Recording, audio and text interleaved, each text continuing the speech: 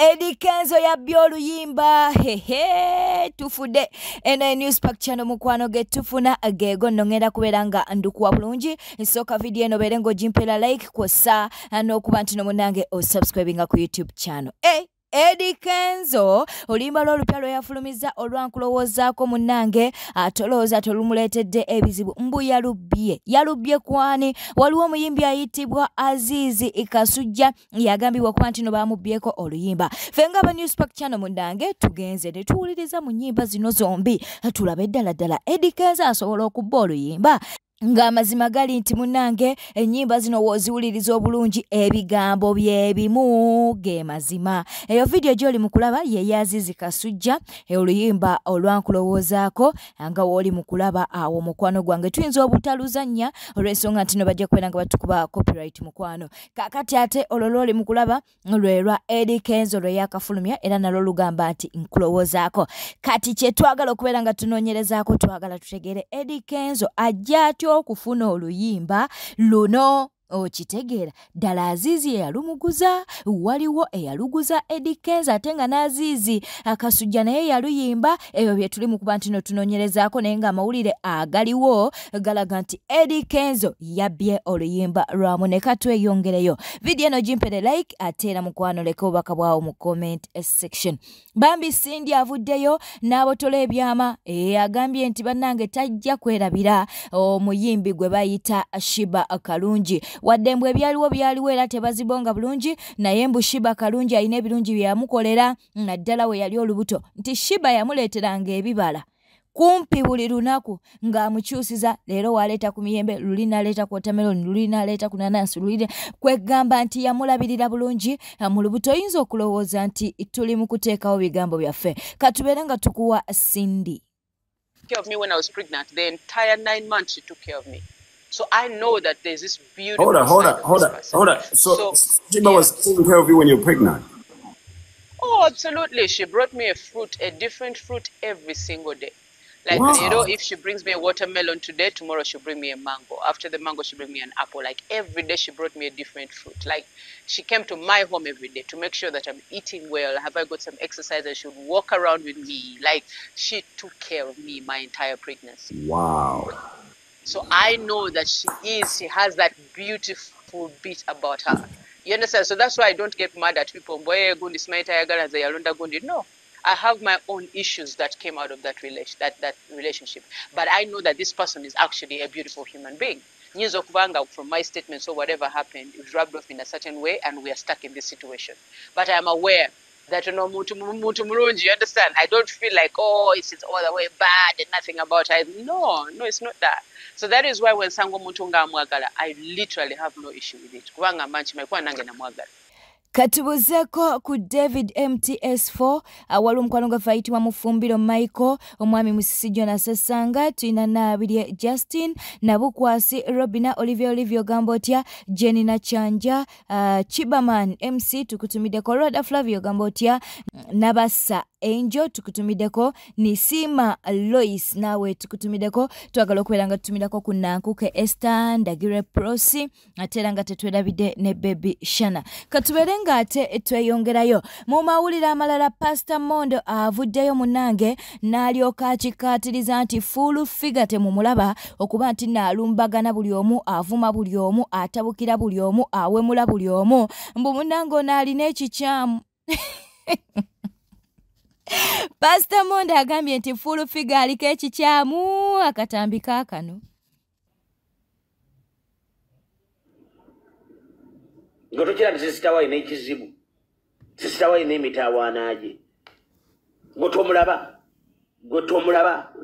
Gotomwetegereza. Ntona aliko ekikyamu. Has a problem. Ate kyokubiri yavuddemu enaale mutaata. Yabivuddemu. Nebyo yavuddemu enaale. Yagambye agivuddemu. Nebya presidential advisor bitwale. Tabyagala. Mubi mutaata tuli. Nele fulu figa Yesu lisi. Alina ekizibu. Oyo fulu figa tategeerako ddala. Yakulanga gundi ebitundu bya Lwasa amanegege manene omukazi tategeerako ddala. Wayimirira abeera nga akubye sama. tosobola kubeera mukazi mukulu n'okwata omwana omuto n'oweyingizaamu akasolo n'okwata gundi ono simpoke n'okaka omwana okumaliramu gwe Junior okiraba nga kijja ekyo kikola amakulu okwata omwana omugambe yanguwa okumala okaka otya omuntu okumala kyakaka omwana okumala mbusimanyi mala ompa omwana kikazi kikulu singa obwo obusolo bwali bulinga gundi zino amakubo ge bavugirako gundi zinene mu mmotoka za gundi zino Subaru kyandiba ebitundu by'ekyama bwandibaddenga gunono oluguudo lw'e Masaka kuba tebavugirako ndiima kitegeera kikazi tekitegeerako ddala kyayagala okukwana omwana n'akyegaana kyali kitambuza eddogo simanyi kyagala kwata alyane sikine mu ngalo mulowooza alyane mu musiru kikazi tekitegeerako ddala. Tamala emirundi Junior avuddeyo n'abeera ng'alabula Nambwayo amugambye ebyo by'ogamba nti n'oli mu kutwala Bina Baby simanya mu kkooti. Amulabudde n'alyoka amugamba ogw'omusango tugenda kubeera nga ogusinga. Era akubye ebituli munange mu kipapula Nambwayo kye yaweereza Bina Baby. Nabyo katubikuwe. Ate Nambwayo Bina Baby ajja kusiba. Wagenze n'owandiika ekyo ekibaluwa mbogenda suwinga Bina Baby Nambwayo nagamba tosobola kuwangula musango gwa defamation ekisooka Nambwayo ebbaluwa gye wawandika yali ya kisiru oba looya wamulonda ku street simanyi eyo intention tusu Nambwayo gye wawandika yali ya kisiru wakola ensobi wateekayo ennamba ye ennamba z'abantu ziri private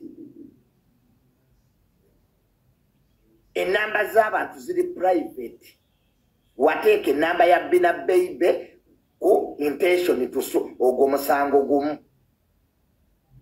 ogwokubiri looyawo yawandiika ebintu mu Luzungu ate nga Bina Baby yabyogera mu Luganda bwe tuba tuwandiika ebbaluwa ya intention tusu omuntu byaba ayogedde waba yabyogera mu Luganda era babiteeka mu Luganda ne babivuunula mu Luzungu gwe simanyi looya gye wamujja ekyokubiri tosobola kugamba nti Bina Baby yagamba ng'omwana siwa Sona Ben ng'ate mubadde mukola DNA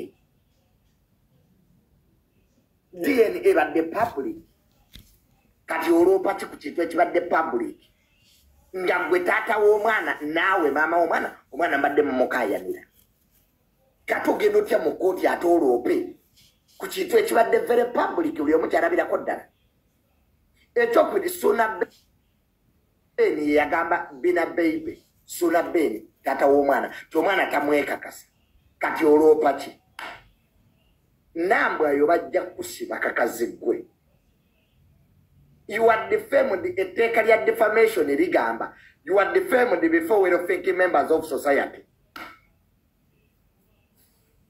Nambwayo tosobola kuwangula musango gwa defamation kalakita yo wajja assassinatinga dda olwedde mbadde mbyakulwanira mwana nga bawa akulangira obwenzi toyina kalakita Nambwayo toyina mulimo gutegerekeka omuntu awangula omusango gwa defamation oyina kubanga oyina omulimo nga gutegerekeka kitugamba oli CEO wa company no proving ati bye bakwogerako byayonoona omulimo gwo toli mufumbo ntoba be banjogerako byatta obufumbo bwange Nambwayo lekerawo baala oyo kuwaga vamu excitement bajja kusiba kati Bina Baby yakufunidde mwemandi advocate ojja kuwulira nakugamba tukiddangamu muyinayo excitement nowandika intention tusu nga nebyosuuwinga tobimanyi sooka omanye byosuuwinga wano omusango gwa defamation muzibu nnyo okuwangula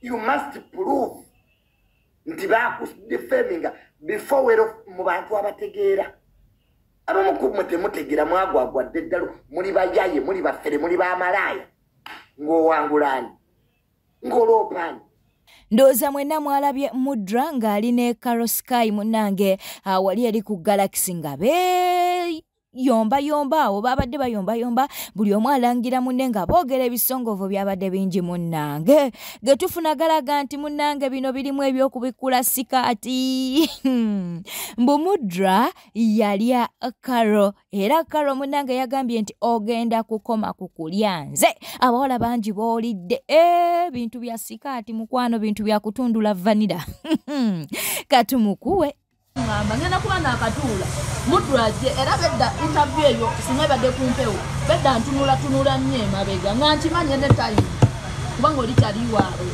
bagala solving embeera naye nga bandabisa balage nti Mudra mutuufu naye Mudra nkubulira ekyo kyokoza ate kya busiri nnyo kubanga ngenda zitekamu ngenda kulabisa ojja kukoma kunza okulya kubanga boolidde bangi sinze nzekka abakukaba bangi nyina nebisagala kumentioninga naye nga nabo bali mabega. Eddie Mezza yavuddeyo n'abeera ng'asabula chicken kwossa n'abo bali ku mutimbagano munnange nga bawalampa kwossa n'okulumba abantu ab'enjawulo. Agambye nti abantu be mulumba abantu be mwogerako munnange nabo banyiiga bantu era nga bajja kubeera nga babakola ebikyamu nabyo katubikuwe. Twakumanyira mu kulya mazzi wavaayo niweewaako obujulizi nti gwe kikuyimirizaawo kulya mazzi abakazi nti bakugula ne bakutwala ewaabwe buli mukazi akuguze nakukola kyayagadde era n'otukakasa waliwo eyakuliisa amazzi gwe kennyini nojja mu vidiyo ku TikTok ne wejjamu empale n'okwata olugwa luno n'olwefumita mu nnyolo n'olugjayo n'oluwunyako n'omala n'olukomba okutukakasa nti gwe mu kulya amazzi oli kafulu kyokka ate essaawa zino weeyita omwana omuto mbu kamanda mudoogo bakuba batya nze ndi mwana muto nnyo kubba bantu bakulu omwana omuto alya amazzi. Jennifer Furufiga akamwako olemeddwa okukafuga okafudde Anas kawaluka ebigambo njagala mbategeeze bajja kubakuba eryo etteeka lye mwekwekamu lye bayita freedom of speech temulimanyi kubanga muli bagwagwa. Etteeka oba ekigambo kye bayita freedom of speech mu nsi yonna kitegeeza respecting each other. Toyogera bigambo bigenda kunyiiza balala ate era bw'obeera nga toyogedde bigambo binyiiza balala ojja kuba tolina musango. Olwo nno ekigambo kye bayita assault ate tekikolerawo ng'omaze okwogera ebigambo ebinyiiza omulala eyo ebeera self defense. Assault kitegeeza okusanga omuntu n'omukolako effujjo nga talina kyakukoze kibayita assault. Naye bw'ovuma omuntu n'omutyoboola n'akusisinkana n'akkuba tebeera assault ebeera self defense. Bajja kubakuba olw'okuba nga temumanyi. Kkiriza obagaana teriiyo mulamuzi ajja kusala musango nti akukubye gumusinze era teri gwe bajja kusiba. Mbakakasa kubanga omulamuzi era naye ayimirirawo n'abuuza lwaki wakubye munno ng'alaga ka vidiyo ebigambo by'omwogerako bajja kumuta.